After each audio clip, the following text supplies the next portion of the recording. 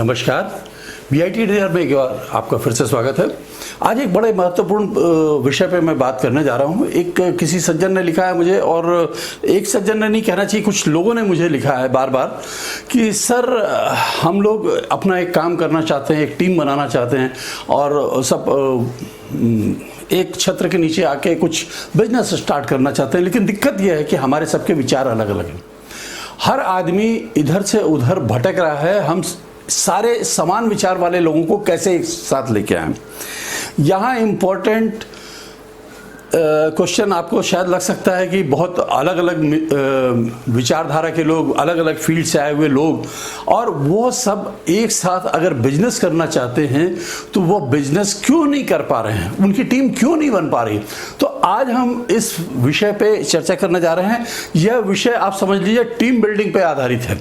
आप इस बात को पहले समझिए कि टीम क्या होती है। टीम यानी वह समूह या वह दल जिसका उद्देश्य एक होता है, टारगेट हमेशा एक होता है। अब मैं आपको इसका उदाहरण प्लेग्राउंड से देना चाहता हूं, क्योंकि वह सबसे समझने में सटीक एग्जाम्पल है। आपने देखा होगा एक फुटबॉल की टीम होती है, उसमें 11 खिलाड़ी होते हैं। गोलकीपर कितने होते हैं? आपने कभी अपने आप से पूछा कि गोलकीपर कितने हैं? How many goalkeepers are in that team, particular team? एक होता है। सेंटर फॉरवर्ड कितने होते हैं? एक होता है।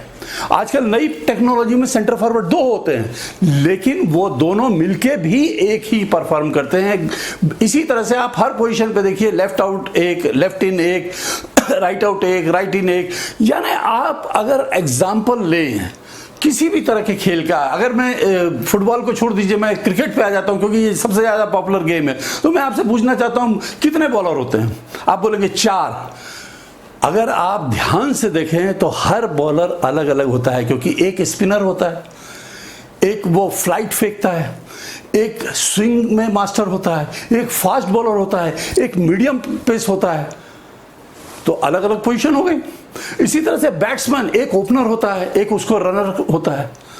इसी तरह से कुछ मीडियम उसमें आते हैं, कुछ लास्टमैन आते हैं। सबकी पोजीशन फिक्स है और सब अलग अलग नेचर के हैं। कभी भी लास्टमैन को ओपनिंग के लिए नहीं भेजा जाता। क्यों नहीं भेजा जाता?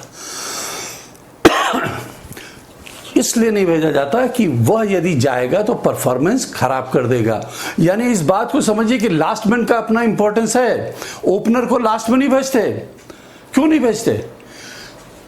इस बात को समझने की जरूरत है कि हर तरह के लोग हमको चाहिए। अगर हमको टीम बनानी है तो हर तरह के लोग चाहिए, और वो सारे लोग मिलके एक टारगेट को समझ लें, एक टारगेट को समझ लें और उसको कैसे अचीव करना है इस पे एक्सरसाइज करें।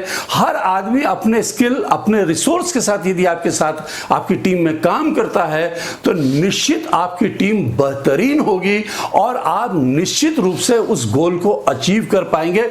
इसलिए there is a no issue regarding कि लोग अलग अलग विचारधारा के, अलग अलग बैकग्राउंड के, अलग अलग स्किल सेट से आने वाले हैं। तो ये तो बहुत अच्छी बात है, क्योंकि अगर ऐसा नहीं आ रहे हैं तो आपको अलग अलग स्किल सेट के लोगों को लेके आना पड़ेगा एज ए एम्प्लॉय। यस, इस पर भी अपन चर्चा करेंगे अगर आप चाहेंगे तो। वो एम्प्लॉइज क्या होते हैं, किसी ने कहा भी है मुझसे कि एम्प्लॉइज के गुणों पे और कैसे एम्प्लॉय का सिलेक्शन करना चाहिए, उस पर वीडियो बनाएं। मैं जरूर बनाऊंगा इस पर वीडियो। अगर आप चाहते हैं तो इस पर कमेंट करें और मुझसे वीडियो की बात कहें तो मैं तुरंत वीडियो बना दूंगा, नहीं तो फिर मैं आराम से अपने हिसाब से बनाऊंगा। तो मैं कह रहा था कि अलग अलग फील्ड के लोग, अलग अलग विचारधारा के लोग आते हैं, ये इससे कोई दिक्कत नहीं है। टीम आपकी अच्छी बन सकती है। आप जरूर उस टीम को बनाइए और उसको आगे करिए। यहां आपको प्रॉब्लम यदि कुछ है मेरी समझ से तो वह है लीडरशिप की, क्योंकि आप अलग अलग फील्ड से आए हैं, सबका अपना अपना एक्सपीरियंस है, और वो सारा जो एक्सपीरियंस है और जो आपकी सक्सेस है, जिस फील्ड में आपने इतने साल तक काम किया और सक्सेसफुल रहे हैं, उसके कारण ईगो क्लैश हो रहा है।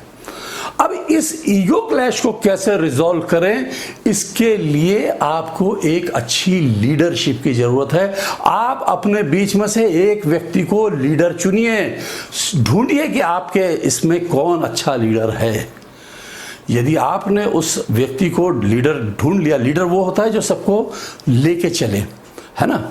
मैंने एक वीडियो और बना रखा है लीडरशिप पे, उसमें मैंने बताया है कि उसकी क्या कैपेबिलिटीज़ हैं, क्या गुण हैं, उसको आप जरूर देखिएगा। और लीडर वो होता है जो उन गुणों को समझे और उनको समझ के उनको राह दिखाए। तो राह दिखाना इंपॉर्टेंट है और सारे लोग उसको माने। कुछ नहीं तो आप अपने इसमें से जो सबसे ज़्यादा एक्सपीरियंस है, जो सबसे ज़्यादा पॉपुलर है, जो सबसे ज़्यादा सक्सेसफुल है, उसी को लीडर मान लीजिए और उसकी राह में, उसके मार्गदर्शन में आप लोग एक बार चलना शुरू करिए।